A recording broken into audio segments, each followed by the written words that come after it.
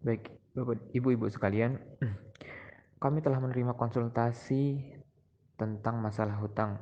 Kurang lebih mungkin ada ratusan orang yang berbicara, yang berkonsultasi kepada kami tentang hutang-hutang mereka. Dan 90% dari mereka, yang mengejutkan adalah 90% dari mereka adalah ibu-ibu.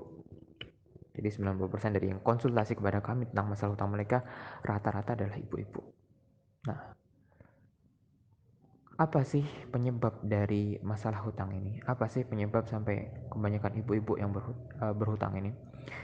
Jika kita simpulkan di antara semua yang berkonsultasi kepada kami, maka biasanya yang kita temuin adalah yang pertama, mereka tidak terbuka masalah keuangan antara suami dan istri.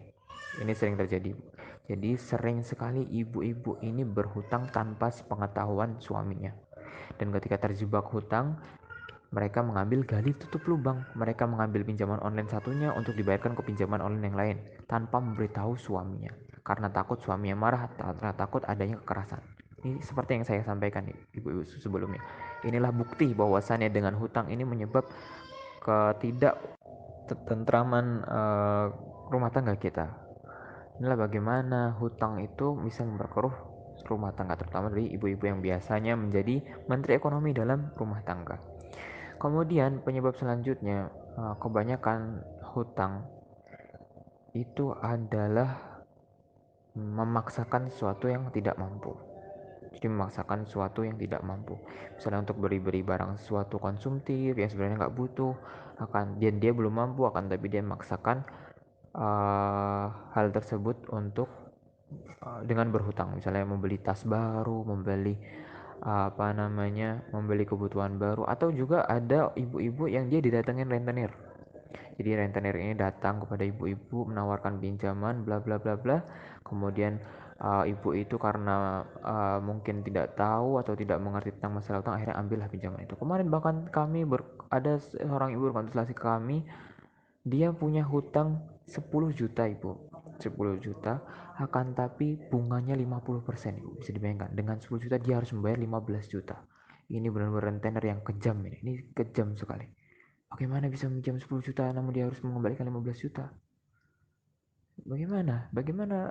Ini sesuatu yang salah. Ini adalah bunga yang besar yang diharamkan oleh Allah Subhanahu wa taala, di mana Allah Subhanahu wa taala mengancam pelaku riba. Jika kita lihat dari masalah ini. Kemudian yang menjadi masalah selanjutnya adalah ketika berlebih-lebihan dalam gaya hidup. Misalnya kebutuhannya hanya 1 juta, akan tapi pinjamnya 10 juta, 20 juta. Ini menjadi masalah. itu yang selanjutnya. Jadi permasalahan hutang ini adalah masalah yang serius. Saya katakan sekali lagi, masalah yang serius. Kita boleh berhutang. Saya tidak mengharamkan, tidak menyarankan untuk tidak mengambil hutang. Saya tidak melarang seorang mengambil hutang. Akan tapi hanya dalam kondisi darurat. Misalnya ketika tidak ada pemasukan, suami di PHK, atau ada keluarga yang sakit, silahkan berhutang. Itu adalah salah satu sarana yang bisa kita gunakan. Nah, akan tapi ketika hutang itu dijadikan alat gengsi, dijadikan alat konsumtif, maka inilah yang menjadi bencana. Awal dari bencana kita. Oke, mungkin sekali dua kali bisa dibayar. Kemudian selanjutnya tidak bisa dibayar, tiba-tiba corona, semua orang kerja di rumah, tidak ada penghasilan, akhirnya sulit untuk membayar. Akan tapi Mas Aziz, kan nggak apa-apa saya hutang, saya kan bisa nyicil kok, saya masih bisa mampu buat nyicilnya gitu. Oke, saya katakan, oke, mungkin ibu bisa mencicilnya tiap bulan, ibu bisa membayarnya tiap bulan. Akan tapi kita akan membuang waktu dan uang kita dan tenaga kita mencari uang untuk memperkaya orang lain. Dengan bunga tadi, misalnya kita minjam 10 juta suruh bayar 15 juta. Kita bekerja keras untuk membayar uang ke orang lain. Kita menghabiskan waktu kita, tenaga kita untuk memperkaya orang lain.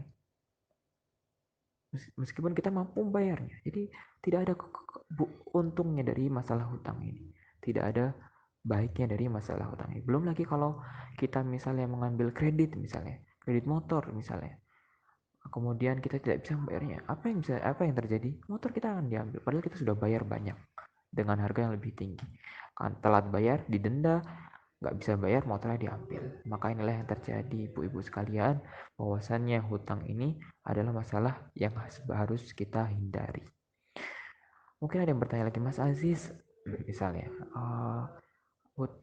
apa namanya, saya hutang itu kan buat orang-orang nggak mampu misalnya. Hutang itu kan buat orang-orang yang penghasilannya kurang misalnya. Nah, belum tentu, saya katakan belum tentu, ibu-ibu sekalian. Kita lihat bagaimana kasus tweet yang rame ini, penghasilan 80 juta. Penghasilan 80 juta. Penghasilan 80 juta, kalau misalnya satu bulannya 8 juta saja, Ibu, itu setahun itu baru dapat 80 juta. Ini penghasilan 80 juta, tapi apa yang terjadi, keluarganya hancur gara-gara hutang 80 juta. Maka ini bukan masalah kaya atau miskin, bukan masalah banyaknya penghasilan, sedikitnya penghasilan. Ini adalah bagaimana cara kita berinteraksi dengan uang, cara kita mengelola uang, cara kita melihat uang, cara kita menghadapi hutang, cara kita melihat bagaimana hutang itu ada. Jadi ini bukan masalah kaya miskin, ini adalah mindset, dan ini adalah cara pandang bagaimana masalah hutang itu tidak hanya untuk orang-orang kaya saja atau orang-orang tertentu saja, tapi ini adalah semua, ini adalah penyakit yang harus dibasmi, yang harus diobati.